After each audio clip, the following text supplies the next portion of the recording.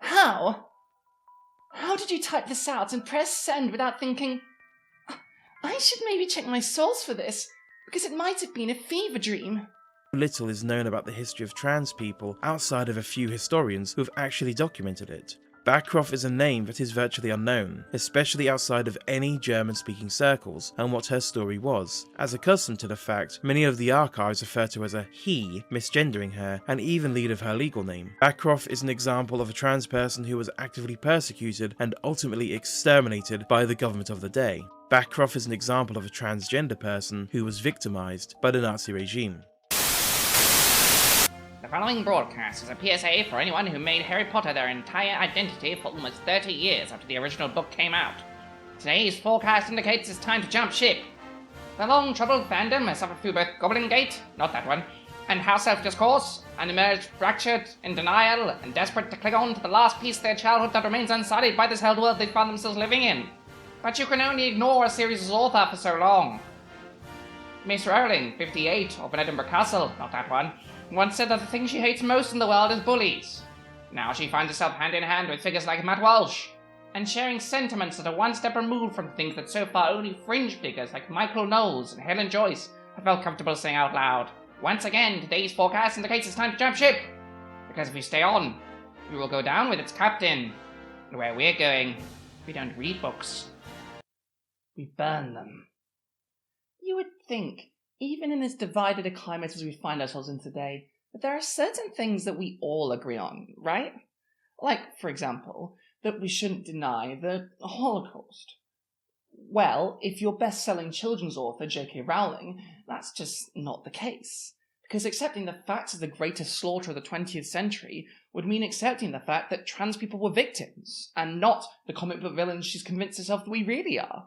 On the 13th of March 2023, J.K. Rowling took one small step for a transphobe, but one giant leap of logic. Posting on Twitter, with apologies for the dead name, the place where her brainworms first manifested, and where they consistently appear at their worst, she joined others that have walked the same path as her before, from Labour MP Rosie Duffield to disgraced former comedy writer Graham Linehan, and engaged in Holocaust denial. Or if you want to put it more specifically, denial of aspects of the Holocaust, what we call soft Holocaust denial. She is not the first person to become so frothing at the mouth transphobic that she'll literally deny elements of the Holocaust, and she won't be the last, but she's certainly the most high profile, and the person with the most wealth and power with which to act on this late-stage transphobic hatred. And she will encourage more people in her wake. People who still admire her, despite everything she's said and done. People who want her respect and admiration. Politicians that want her money and her endorsements. This is a harbinger of bad things to come. And while saying bad things coming for trans people in Britain is just obvious at this point, I mean this as a dire warning. Things are going to get real bad. Britain's National Health Service, the NHS, has banned the use of puberty blockers for children who claim to have gender dysphoria. While fewer than 100 children and teens are currently on blockers in the UK. Would you be comfortable being strip-searched by a transgender police officer? After recent bans were announced in British swimming, cycling and athletics, the Labour leader told The Telegraph, "I think the important thing is that the sports governing bodies take a lead on this." Will you apologise to Brianna Jai's family for the trans comments made yesterday in PMQs? Well, like everyone, I was completely... The father has demanded an apology from you, so will you honour that? If you look at what I said, I was very clear. As bad as they are already, one of the most influential people in the country has reached a stage of hatred few ever return from. So for those in shock, or in doubt, or for those that agree with her, this is a rundown of what she said, how it constitutes Holocaust denial, and why it's factually wrong.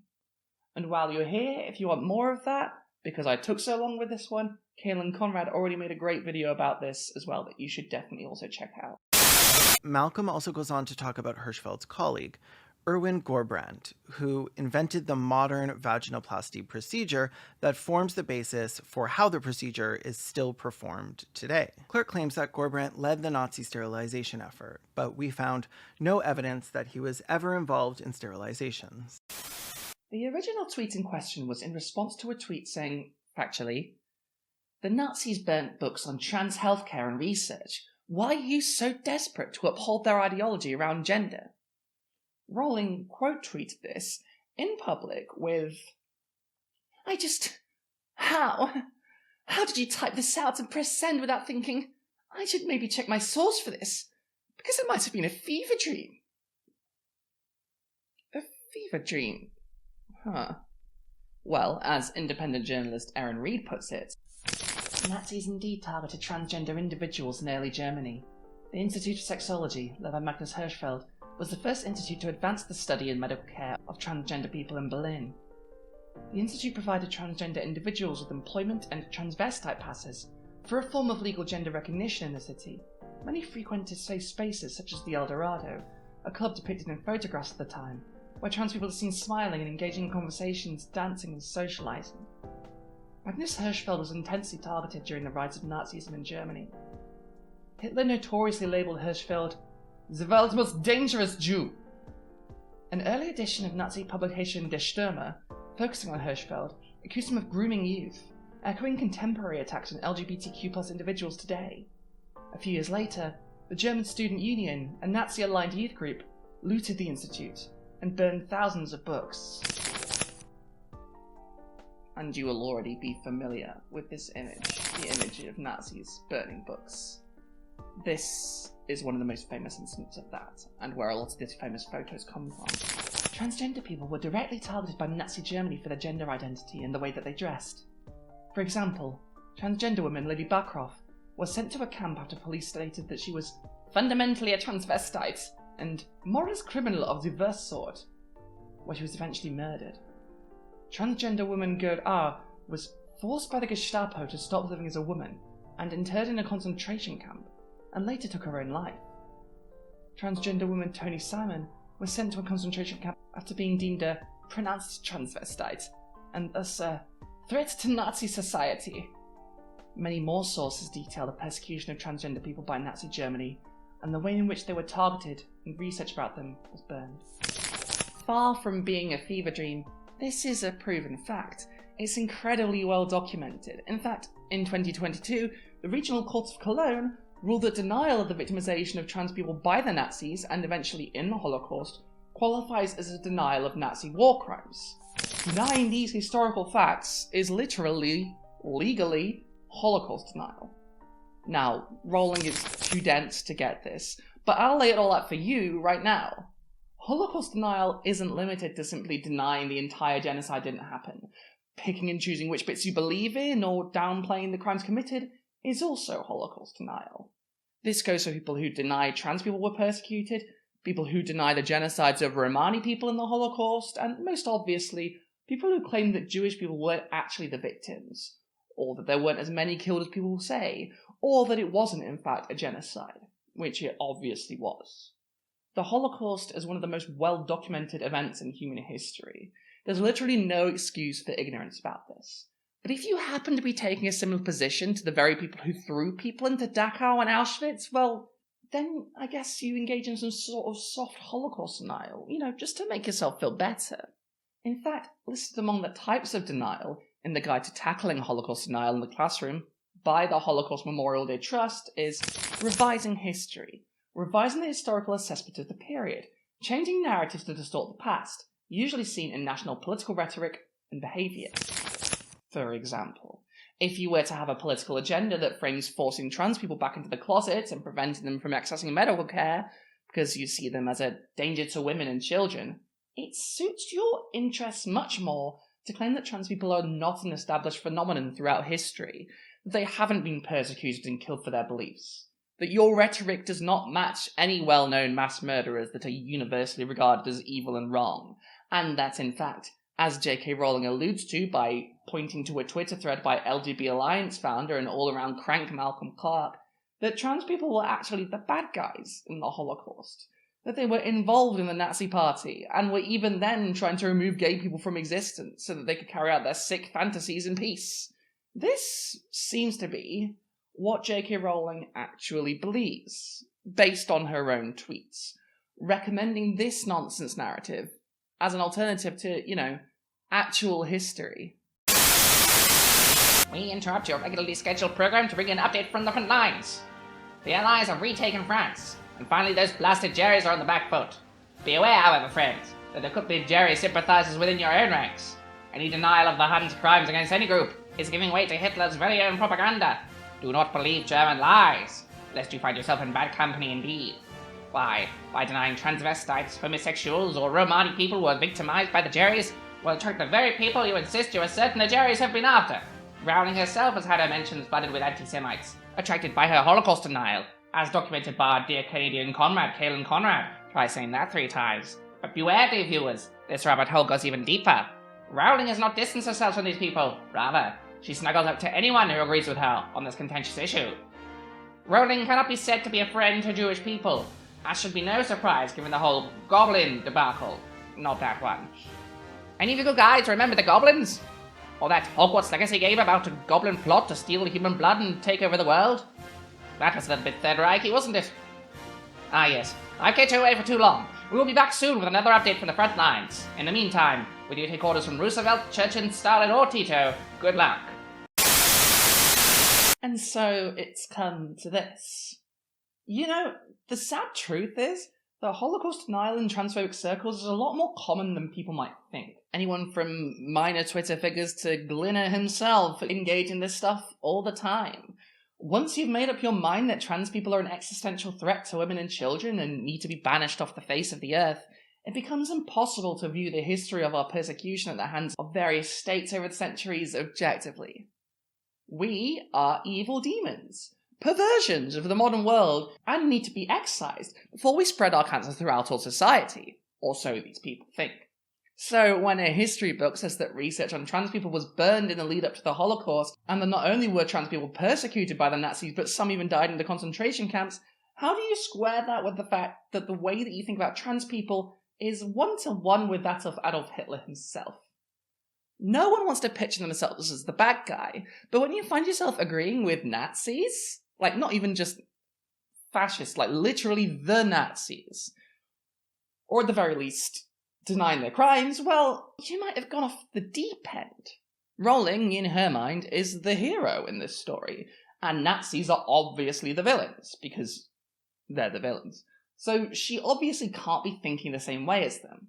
That would mean that she's wrong. She's never been wrong. And yet, at this same moment, she's advocating for the exact policies being cited in the original tweets being enacted in the modern day, namely, basically recreating the famous book burning of the Institute for Sexual Wissenschaft by the Nazis.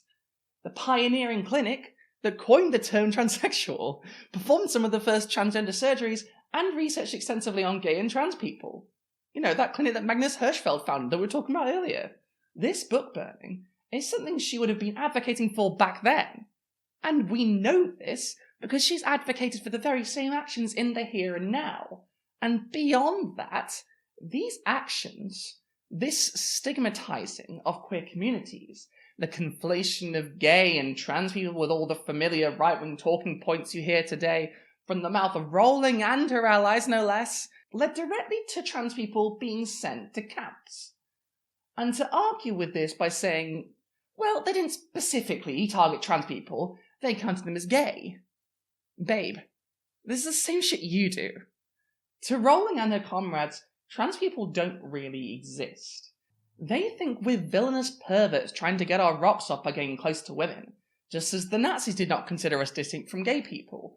Modern transphobes also didn't believe we're our own community, a distinct phenomenon. But the fact is, as much as the Nazis did conflate us with gay people, they also knew who we were as a distinct category. They very distinctly identified them, and they killed them for it. As historian Laurie Marhofer writes, Nazi officials did not simply think trans women were gay men. They recognized trans women as different from gay men in ways that mattered. Nazi officials had a concept of transvestitism as distinct from, though related to, homosexuality. To quote Voss's 1938 book, by transvestites, they generally mean those persons who have the wish to primarily wear the clothing of the opposite sex, and so act more or less as the opposite sex. In all of the cases I have examined, state officials refer to the accused people as transvestites, even when they also identified them as homosexual, which they did not always do. Officials often claimed that transvestitism was an aggravating factor, something that made the case more dire, the accused person more deserving of a heavier sentence. And to think, all of this time, you could have just been enjoying your fortune, Joanne. You know, retiring early, remembered as one of the most beloved writers of all time.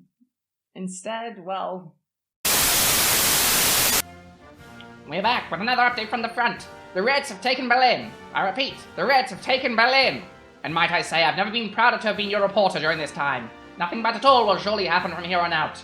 No Nazis will be forgiven for their crimes and put in high positions in the United States, United Nations, nor West Germany. NASA, I hardly know her.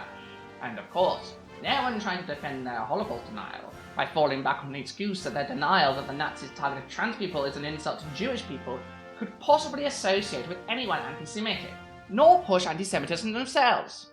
Why, that would make their concern trolling completely ludicrous.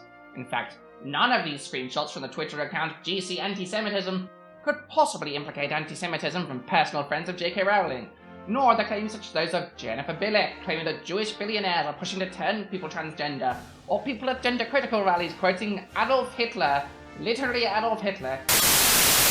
Do you know the big lie? The big lie was first described by Adolf Hitler in Mein Kampf.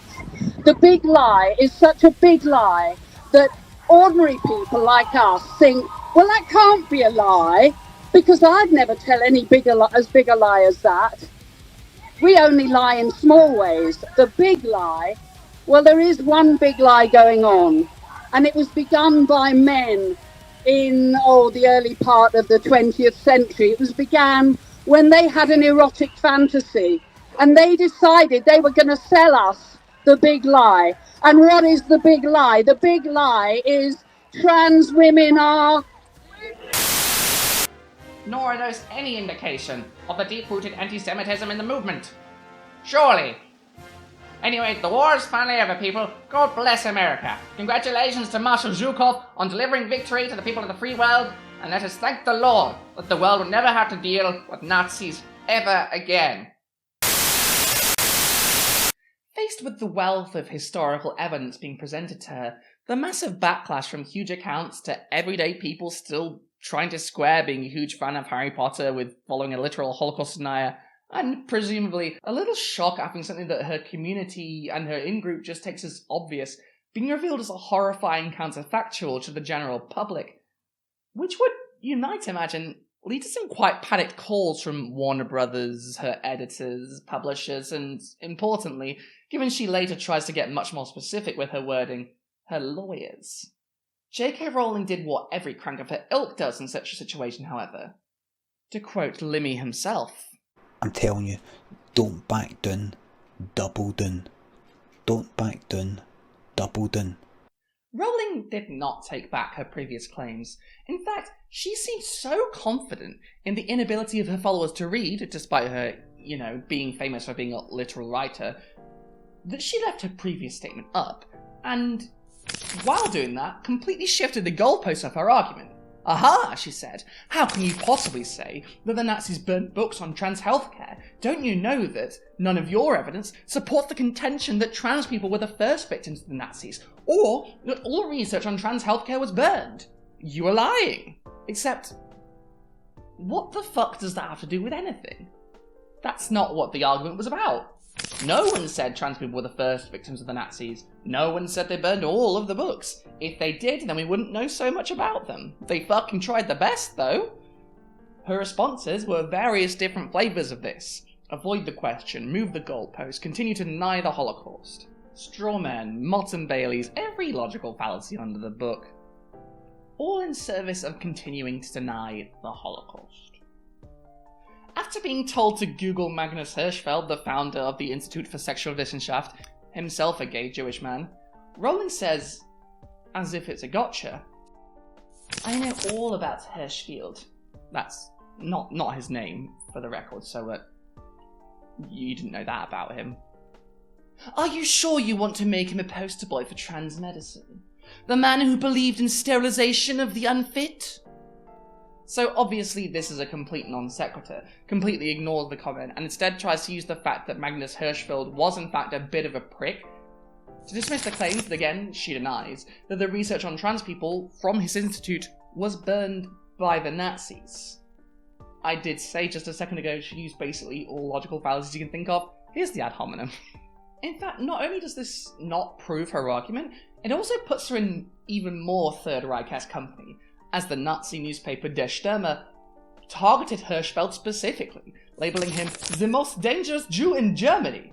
And as again, journalist Aaron Reed points out, one of the publications essentially comes after him for being a groomer. The more things change, huh? And you might think Rowling would see this stuff and reconsider her position. She has seen these things, they're in her replies, and she's replying directly to a lot of them, so you can bet she's read them. But she doesn't take them in unless they agree with her. Her mind is set. Trans people are the villains of the story. The Death Eaters, as she said last year. And not only are they the villains in her story, apparently, even though that made no fucking sense, they're also the villains of history itself. They could never have been persecuted. That would make her entire worldview wrong.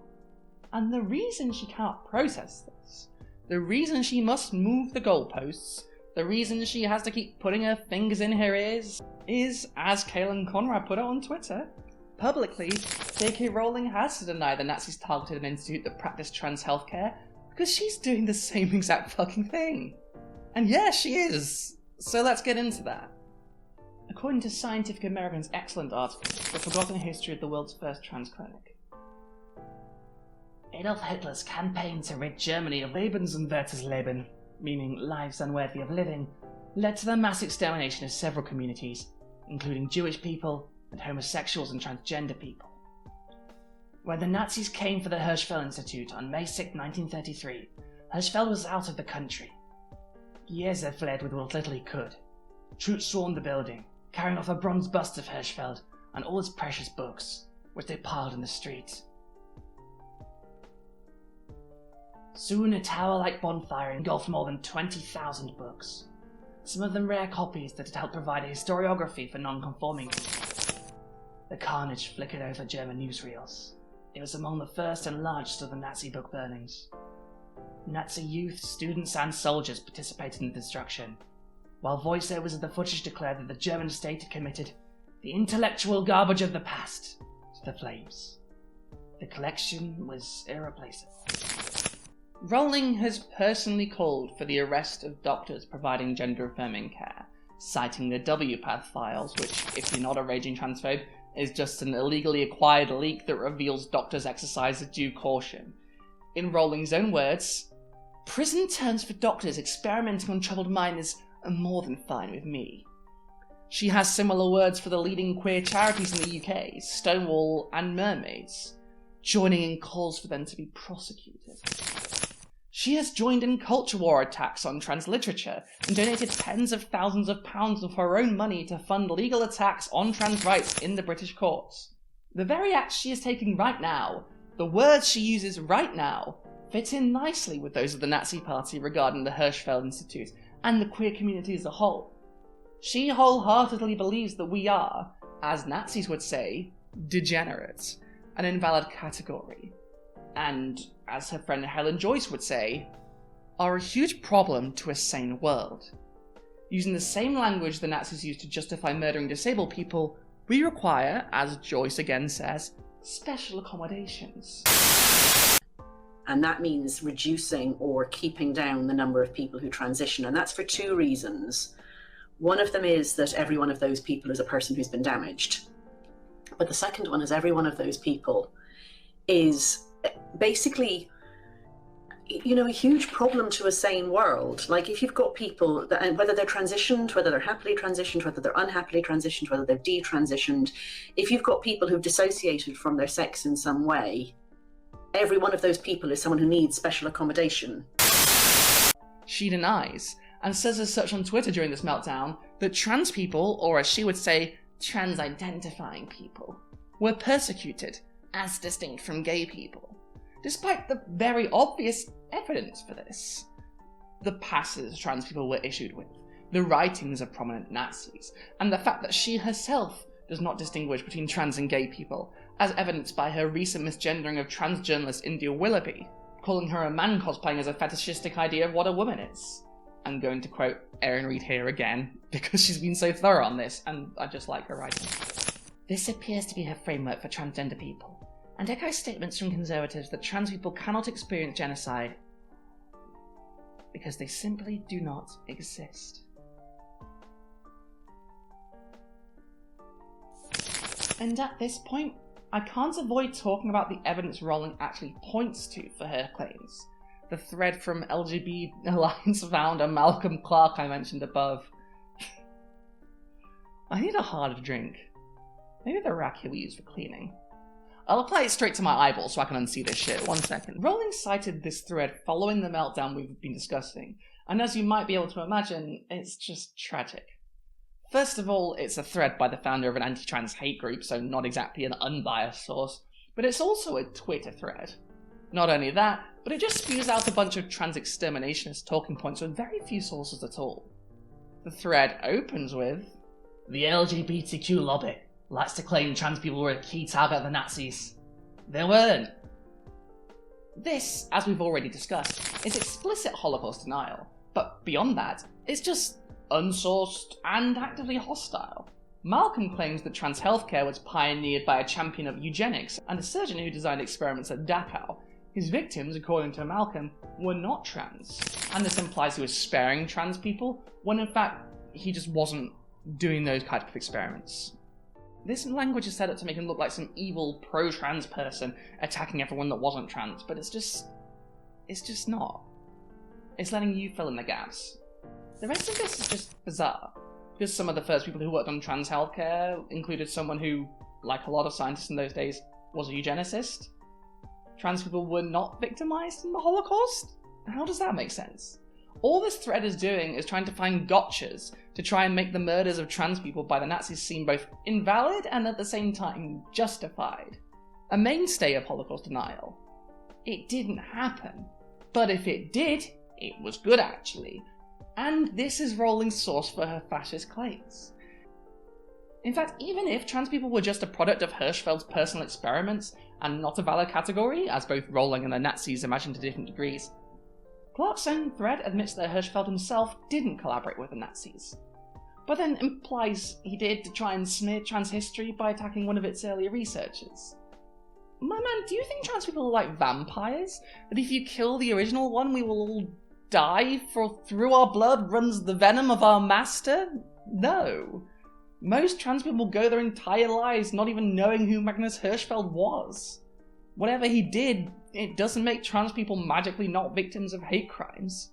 In fact, this thread was so bad that as I was going through it to write the script, it was deleted, along with its implications that trans people were literally responsible for the Holocaust, since one of the men who worked on trans healthcare with Hirschfeld became a collaborator rather than the alternative, and that every trans healthcare breakthrough in the Hirschfeld Institute was an abusive, sick experiment on poor lost gay men, including people as well documented as trans people as Lily Elbe, subject of the Academy darling film The Danish Girl, who Clark here dead names, misgenders, and accuses Hirschfeld of torturing and mutilating, of course. Hey, Joanne? Is this your king? This is the hill you want to die on?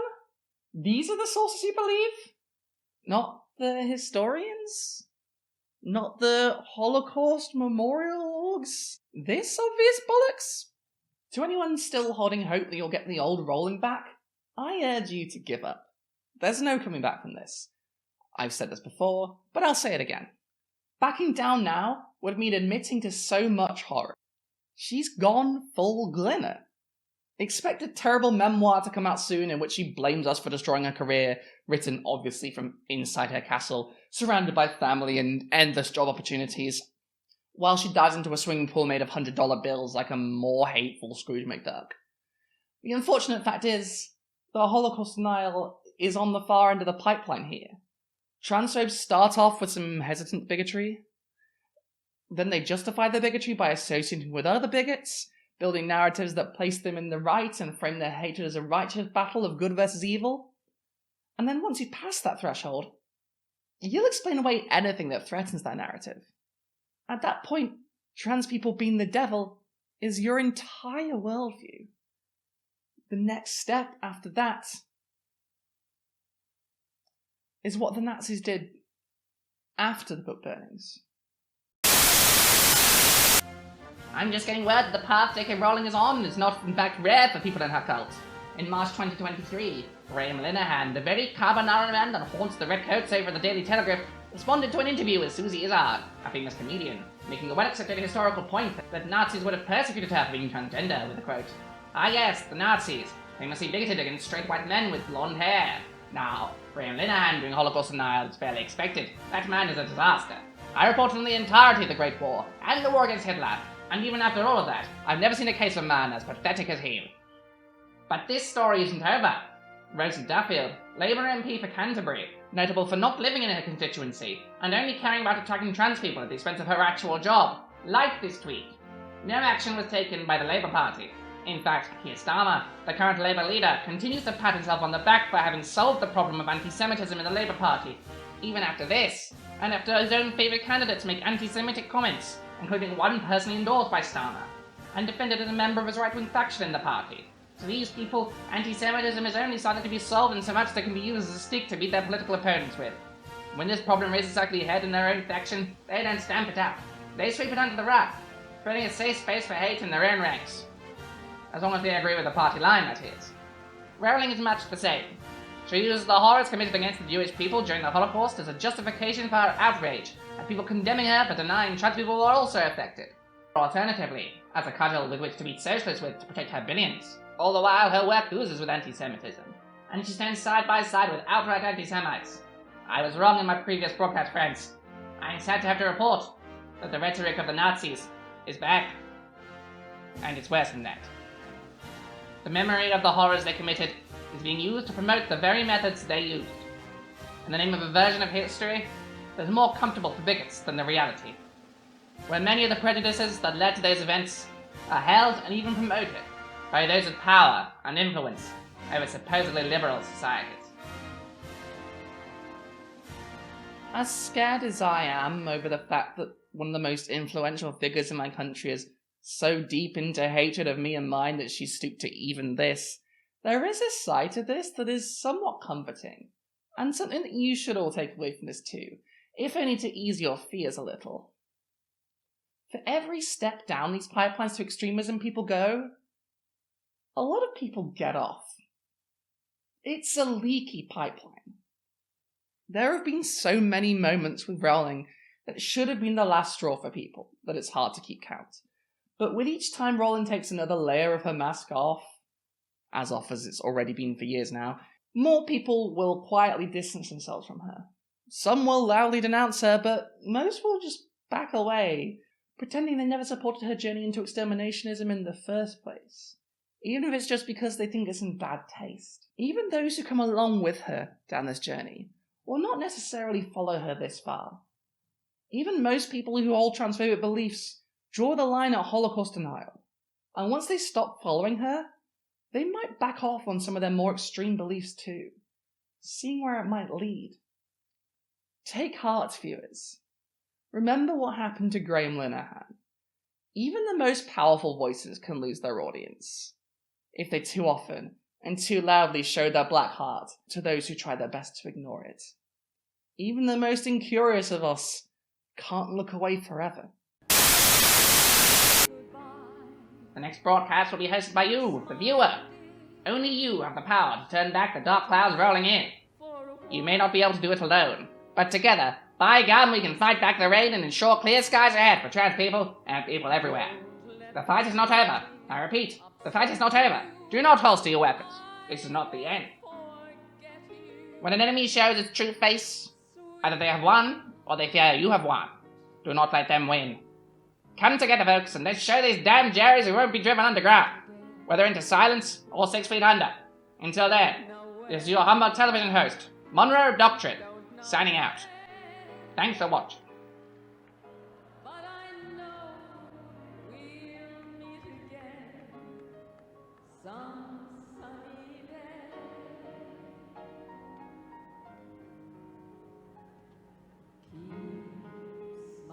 Hey, thank you for watching this video all the way to the end. If you like this video, why not like it, leave a comment, subscribe, tell your friends, share it around, give me some money, I am poor. If you like to have some stuff and you hate to see it trying down on our luck, why not help me get out of my massive horrifying overdraft and send me some money? Don't know where that came from. Didn't mean to sing that. That probably won't ever happen again. Very sorry. Anyway, you can give me one-time donations on Coffee or PayPal, links below as always. Or better yet, sign up to my Patreon where you get early videos, access to the members only Discord, my Nintendo Switch friend code, and exclusive content such as long-form interviews with Princess Weeks, Rosenkrantz, and Jessie Gender. In addition to all that good stuff, you'll also, if you sign up, get your name read out at the end of each video. Just like these lovely people. Sarah Rudston, Jason Haig, Frank McManus, Susan Foster, Helena, Sierra Whiskey, Orestria, Ali Catgirl, Brian, John N, Scully, Jan, Lloyd Luciente, Jason Cribbett, Shield Faden, Robin Podolsky, Exploding Turtle, Casual Observer, Terry Roberts, Manta Ray, Courtney Bermack, Sleepy Slug, Philippa Tabroga, Sema Piglet, Rain Douche, Artie Wolf, Hayden Gala, Greg Noble, Deanna McMillan, Caroline Regalado, Alexandra Lilly, PJ Lisborough, Howard Lott, Lara Van Loon, Narania, Scarchan, and Joey Cobalt. Thank you all so much for your help. Thank you for watching. And see you next time.